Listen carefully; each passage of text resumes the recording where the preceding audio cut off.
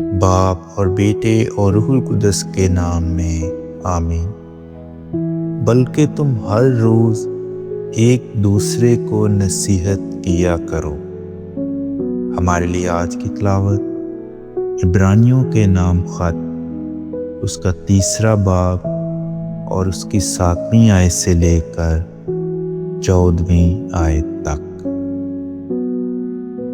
اس لیے جس طرح روح القدس فرماتا ہے، اگر آج تم اس کی آواز سنو تو اپنے دلوں کو سخت نہ کرو، جیسا کہ تلخ اشتعال کے وقت امتحان کے دن بیابان میں کیا تھا، جہاں تمہارے اجداد نے آزمایا، امتحان کیا اور 40 برس تک میرے کاموں کو دیکھا۔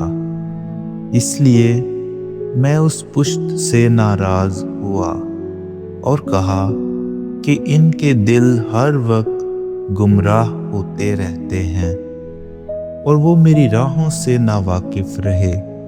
چنانچہ میں نے اپنے غضب میں قسم کھائی کہ یہ میرے آرام میں ہرگز داخل نہ ہوں گے۔ ہے بھائیو، خبردار، تم میں سے کسی کا ایسا برا اور بے ایمان دل نہ ہو جو زندہ خدا سے پھر جائے، بلکہ تم ہر روز جب تک کہ آج کہلاتا ہے آپس میں ایک دوسرے کو نصیحت کرو، تاکہ تم میں سے کوئی گناہ کے فریب سے سخت دل نہ ہو جائے، کیونکہ ہم مسیح میں شریک ہوئے ہیں، بشرطے کہ اپنے ابتدائی اعتقاد پر آخر تک مضبوطی سے قائم رہیں۔